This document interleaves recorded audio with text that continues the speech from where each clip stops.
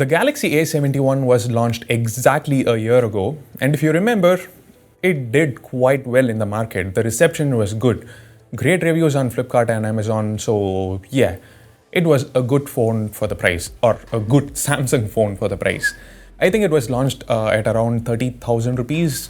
9 months later, Samsung launched a slightly better version of the A71 for lesser price, 25,000 rupees, and it's down to 23,000 rupees now. Yes, I'm talking about the Galaxy M51. Yes, it's a slightly better version of the A71. Actually, it's literally just a rebranded A71 with a much larger battery. So, right off the bat, this seemed like great pricing for a Samsung phone. But is it actually worth the price? Having used the phone for about a month, I believe I can help you out with that question. Galaxy M51 purchase, yay or nay?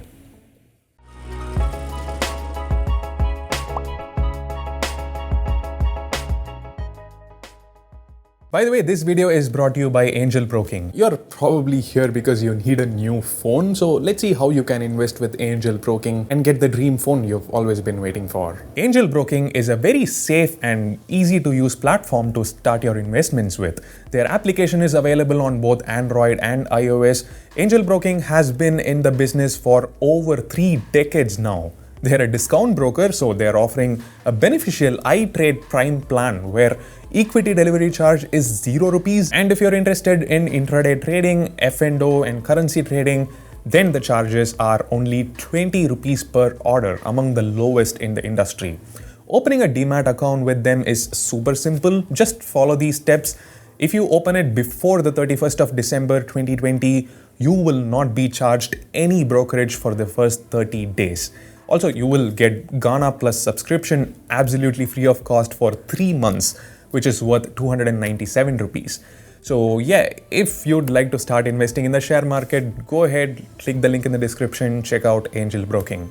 Like I mentioned earlier, the biggest difference as well as the biggest USP of the phone is the humongous 7000 mAh battery. Let's actually start with that.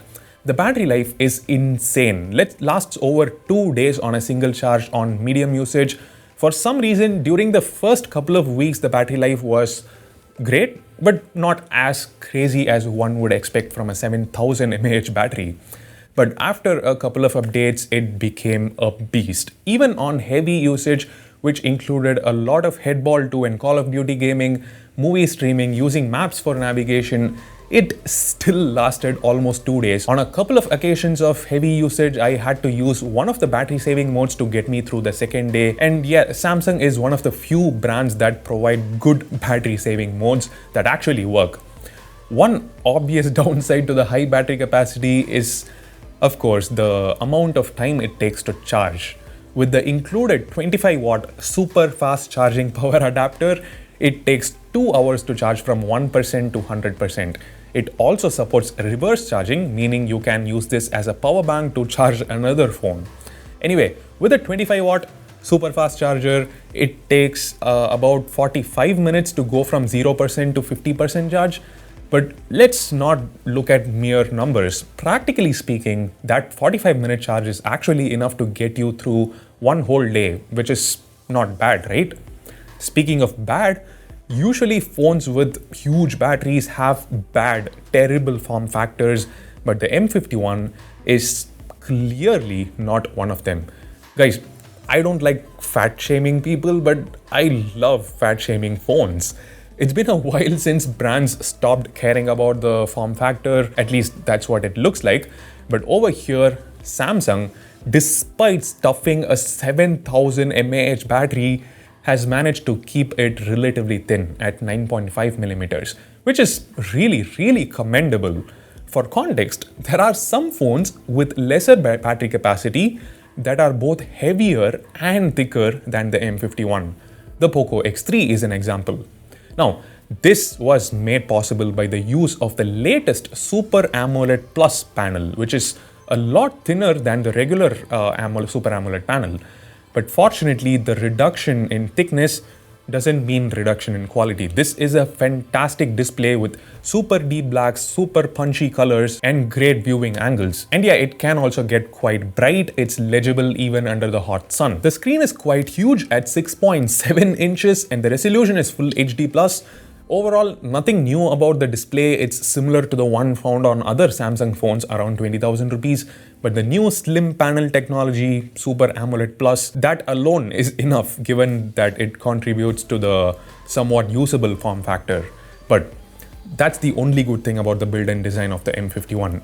Everything else about it is just ordinary at best. A very cheap back panel that's prone to smudges, fingerprints, and even worse, a lot of scratches. The build quality doesn't seem promising either. There is a Gorilla Glass 3 Plus to protect the display. In case you don't know, it's super outdated. Anyway, for what it's worth, the volume buttons and the power button / fingerprint scanner are quite rigid and tactile, not flimsy. Yeah, the fingerprint scanner is embedded in the power button. Now, this is generally not a big deal, it's not big news, but do remember, in-display fingerprint scanners on Samsung phones have always been super slow or average, but definitely not as fast as the physical scanner on this one. I'm glad that Samsung opted for this and hope they do the same for their other cheaper models as well, like the M30 series and so on. Speaking of ditching slow things, Samsung has thankfully ditched Exynos and instead went with a decent Qualcomm chip, the Snapdragon 730G. Sure, not the best chip available in this price segment. The 730G can be found on some phones under 18,000 rupees, but it's far better than the Exynos 9611 chip found on the Galaxy A51. And guess what? The A51 and the M51 cost the same. There is a noticeable improvement in performance even while just browsing or using social media, messengers, and of course it's even more noticeable while playing games like Call of Duty. Also, the 6GB RAM in the base variant seems enough. One UI's RAM management is usually pretty good and it shows. It's able to keep quite a few apps open in the background, doesn't kill them.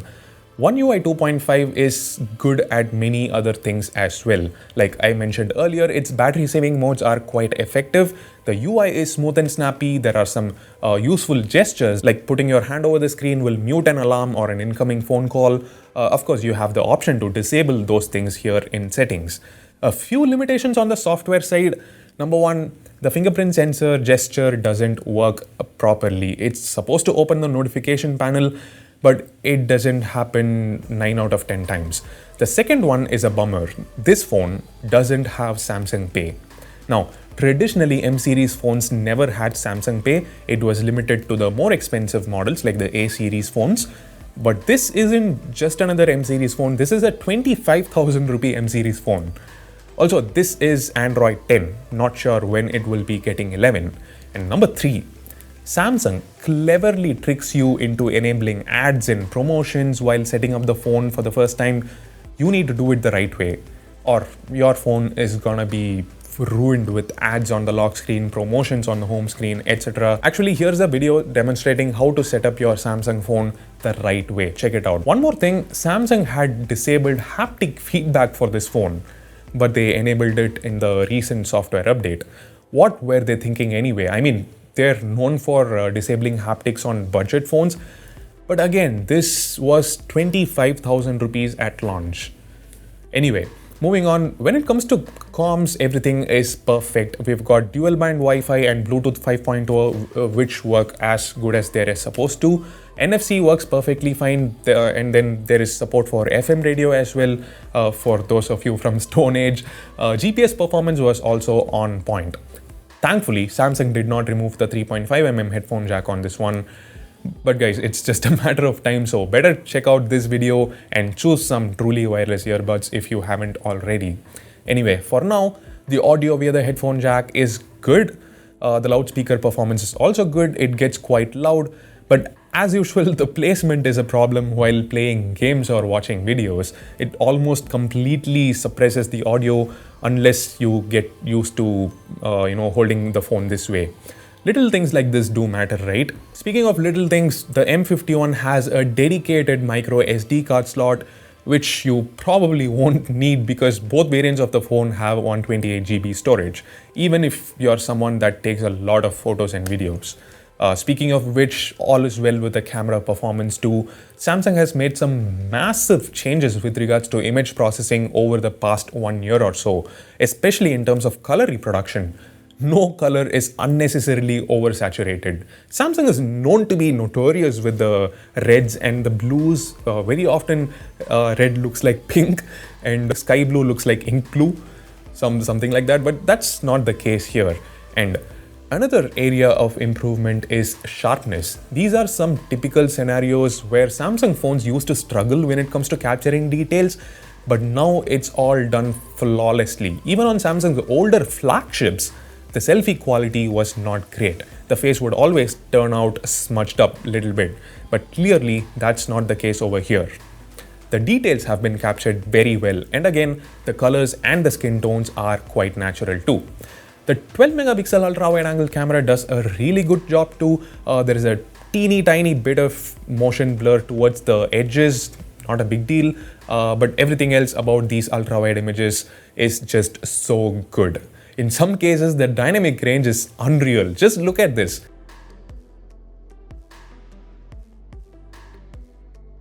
However, whether you actually get such good images or not depends on the software. There is no HDR option visible on the main camera screen because auto HDR is enabled by default. So Samsung has to sense that a particular scene requires HDR, and quite frankly, from my experience, I feel it's not good at it. Samsung doesn't really sense whenever it actually requires HDR. So what you need to do is go to settings, disable auto HDR, tap on it and enable HDR manually. The problem with this is HDR is not good for low light. Low light photography, HDR will introduce a lot of noise. So hiding that option somewhere deep inside the settings menu is just not optimal, given that you need to turn it on and off, every once in a while. But there is another perspective to this. Samsung is trying to make the camera UI as beginner friendly as possible. Like when you go very close to the subject, you get a suggestion to switch to macro mode, using which you can get those super nice close-up shots. Not ideal, it's not very sharp thanks to the low megapixel count, but yeah, if you really want to capture such minute details, this is a decent option. There is also a 5 megapixel depth sensor, which is pretty much a dummy camera, period.